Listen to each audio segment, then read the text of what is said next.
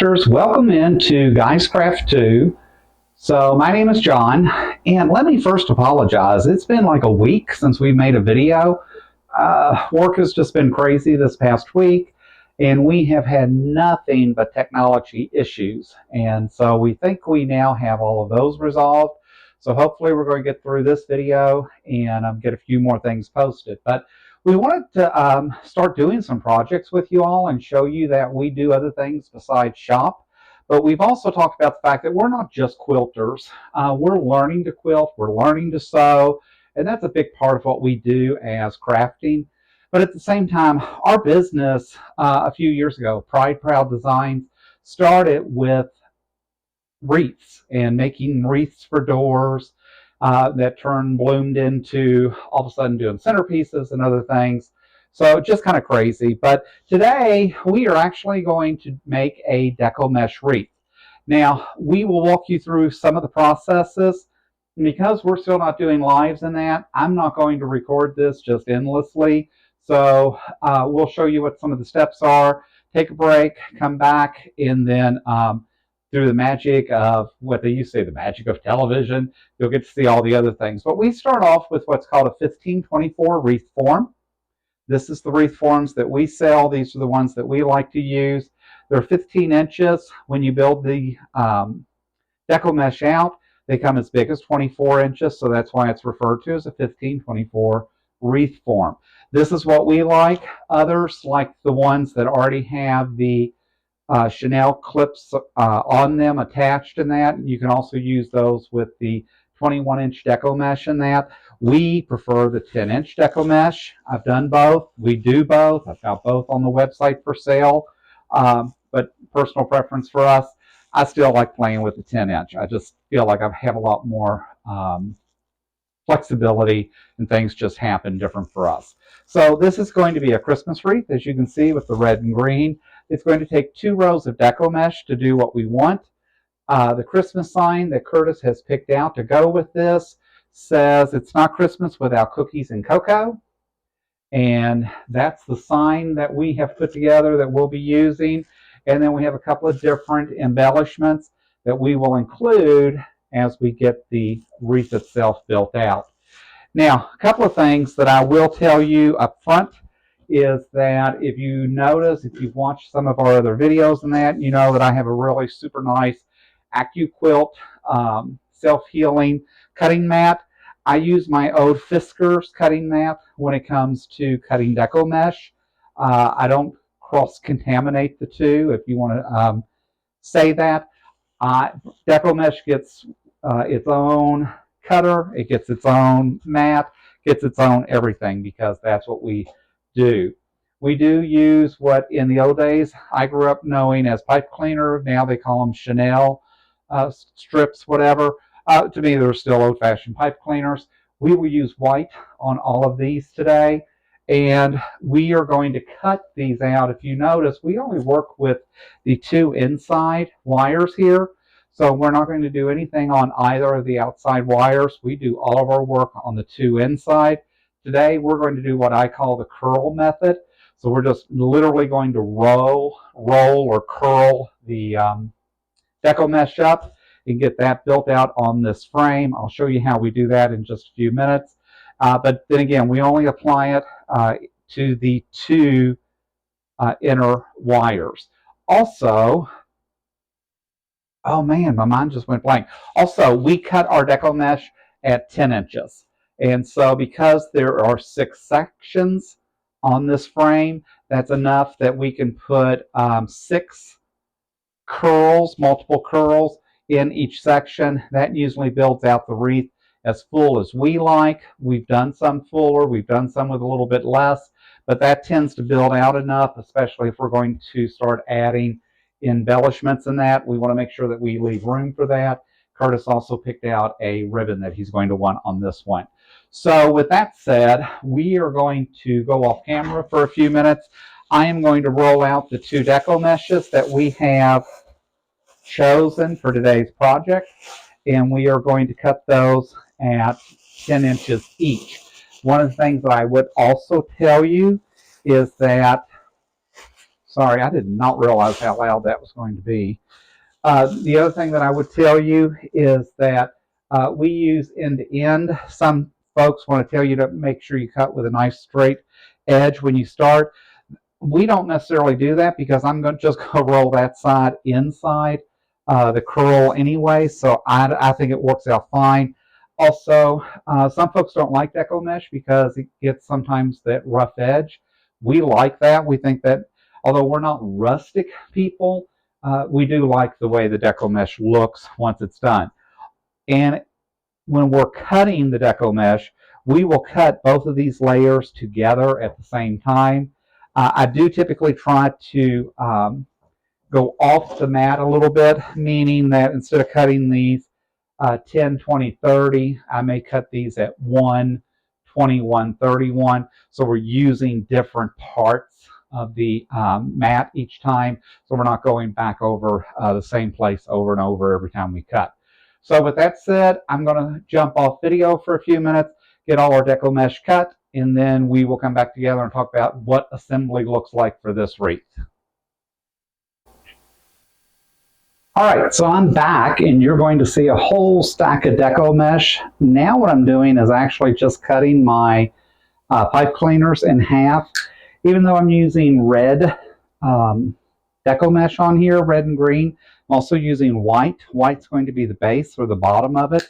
So I am just clipping some of those halfway because that's all I'm going to need. So one of the things you want to make sure you do is take the price tag off of your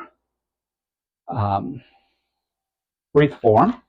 And let's talk about getting started. So I have these sectioned out. All I'm going to do is simply let this curl back up naturally. These two pieces, red goes on top of white, squeeze those together, and they go in an X when I go to put them on. And I grab one pipe cleaner. I like to fold it back in half, and it goes inside to outside, right? Sorry. Hopefully you can see on here. And again, I'm ignoring the top and bottom of the wires.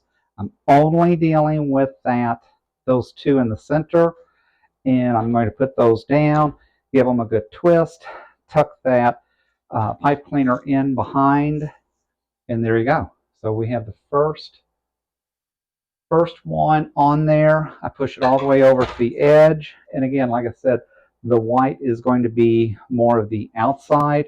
I like to bring mine from underneath like this, and again, just going to continue the same thing over and over. So I'm going to let, again, this white and red curl together naturally, squeeze it together, make a nice X, grab it, twist it on here with my pipe cleaners, and figure out how much Deco mesh I want to use per section. Part of it will depend on the quality and the how much money you spent on some of your Deco mesh. I will tell you, if you get it from Dollar Tree, which I have no problem using Dollar Tree Deco mesh, we don't use it because we don't. That's not what our customers expect. But if I was doing it for the first time at home, and I could go buy some pretty cheap over at Dollar Tree and just play with their little 14-inch wreath form, it's the same principle. It's just a matter of the quality of the supplies that you're using. I would definitely do that if I've never built one. We used Dollar Tree wreath forms in that quite a bit for a while. I actually really liked the size of theirs. The quality just kept kind of going downhill. And again, you get what you pay for.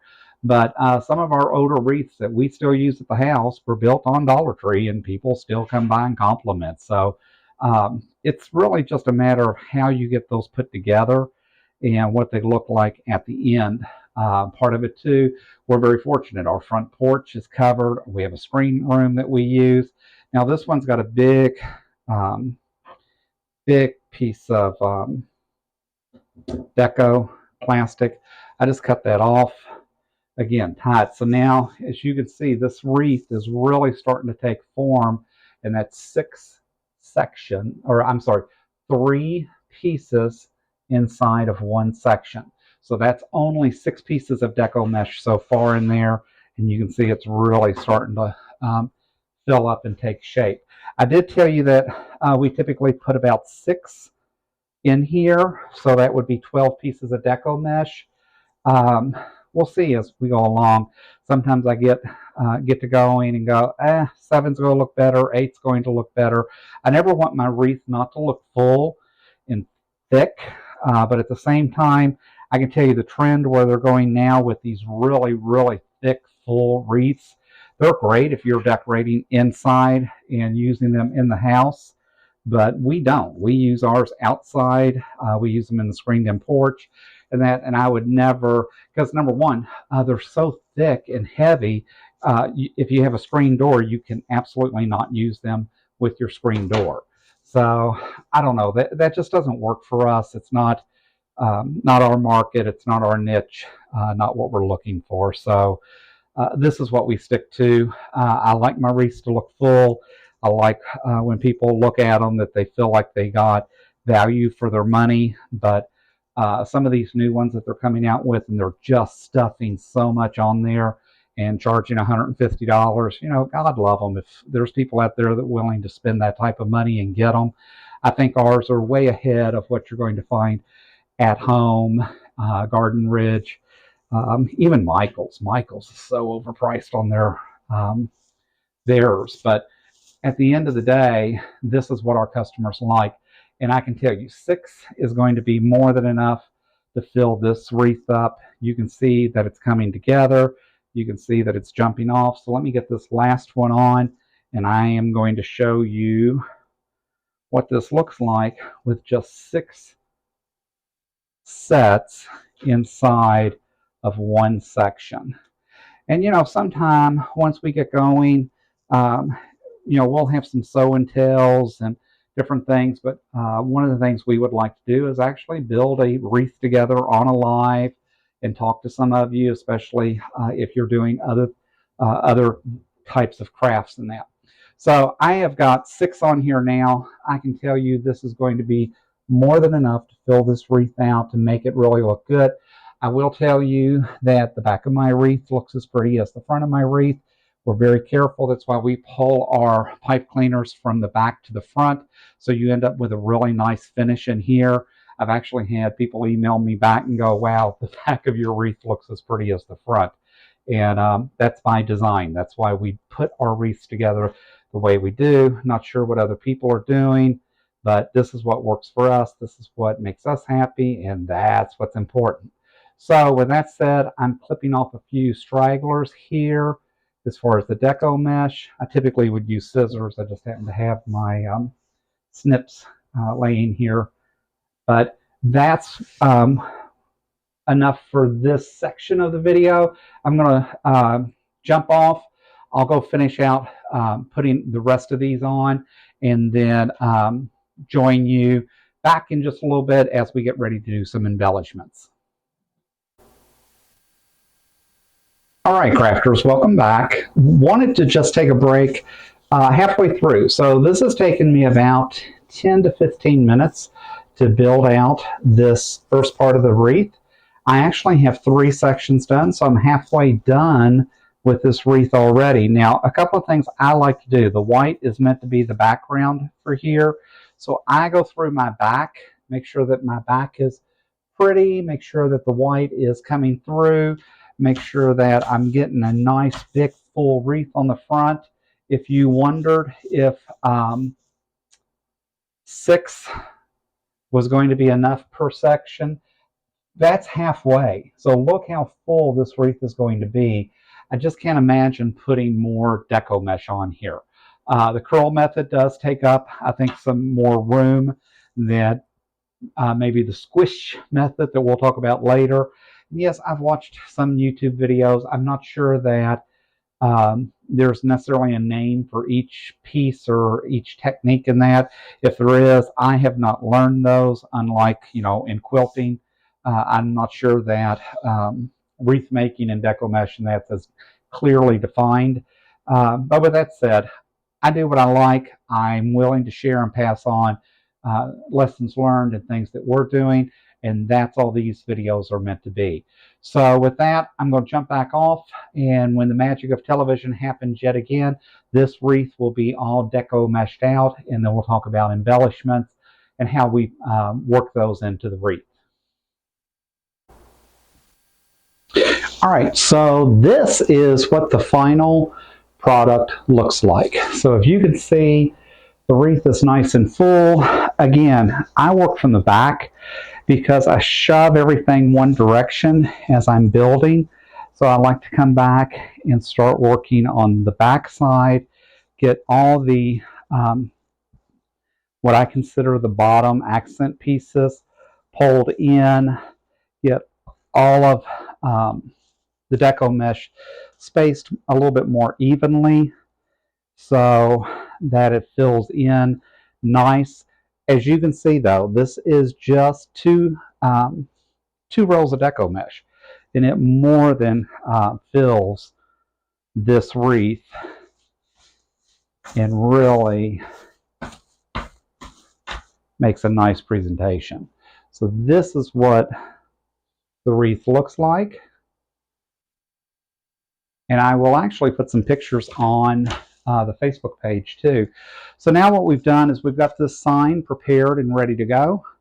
The sign will go on here. We actually use 2 meters of foam for the back, so we can actually staple and not staple through here because I do use a heavy staple gun.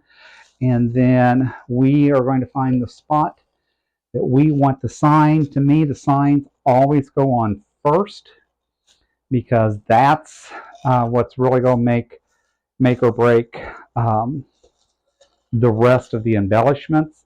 So I find where I want that sign, get it kind of squished in, and again, I've got to work back to front. So now I've got to find a space here to grab this sign, move the deco mesh enough that I can find that pipe cleaner, and again, just keep working to get that sign worked in. And this will take some patience. It will take some practice. And again, because you look at all the deco mesh and the different layers that I'm trying to get through in order to find that little pipe cleaner. Now, I will tell you, I ended up cutting these pipe cleaners before I put them on this board, and I wish I hadn't done that. I should have left the pipe cleaner long, and it would have made it much easier for me to have just grabbed then. But I didn't, so we worked around it. And again, now I'm going to do the same thing when I come down here, find the spot that I want it, work it through my deco mesh, push it down, and again, I've got exactly, there's where one is, there's the second one, and now it's easier if you push down on the deco mesh usually to get this sign to kind of go the way you want it. It's not wanting to go in the hole I want. So we'll try it here and see what this looks like. I usually put my signs on pretty tight. And again, using matching pipe cleaners for the sign so it shows up. So I like that sign at an angle, and that's why it went on the way it did. So at this point, we're going to come back and put the embellishments on. Those will end up on the left-hand side, and maybe put some ribbon on. I'll talk to Curtis and see what he says, and then we'll come back and show you the final product. All right, so we have added the embellishment, added the candy cane in that. We'll continue to fluff this out. It's something we just end up playing with, it seems like, all the time. But this is the final product with the bow I just put down here. You know, I have to dress it out a little bit. So we will pull it out, make it a big fancy bow for the bottom, and add some of that red and green. You know, when you make your bows, you pull them both directions, so as you're kind of birthing them. I tried to make this one a little bit bigger, and yet I think I could have went just a little bit bigger, but it is what it is now, and it works. And so that gives it just a little bit more color and life right there. And as such, there it is. So there is the final product, the final bow, final look, and that is how we put our wreaths together. So thanks for tuning in to Guys Craft 2. I'm John. Um, Hopefully we will be able to do some more projects like this and crafting together. If you watch us purely for quilting, we try to put this in the tagline up front, so you know this is not a quilting video. It's going to be about crafting. We use a Cricut maker, do some things that way. In fact, I just found a really cute pattern to make bats, where you slip in a Hershey bar, but that's another time. But anyways, wanted to show you that we do have some skills and that we do occasionally do these things. So I will put pictures on our Facebook page of this wreath if you want to take a look at there. If you want to look at supplies, Wreathworks AZ is our website. Of course, you can buy supplies at Joann's, you can buy them at Michael's, you can buy them at Dollar Tree. There's a lot of different places. Just think about the quality and what you're looking for and how you're going to use it. That's more important to me than anything. We don't do this trying to generate sales. We do this because we enjoy it, and we ended up investing so much into it, we had to kind of feed our habit, if that makes sense. But anyways, I'm John, GuysCraft 2. If you like what you're seeing, hit that subscribe button for us. Give us a thumbs up. Leave comments. We try to respond to all of them. But until next time, happy crafting.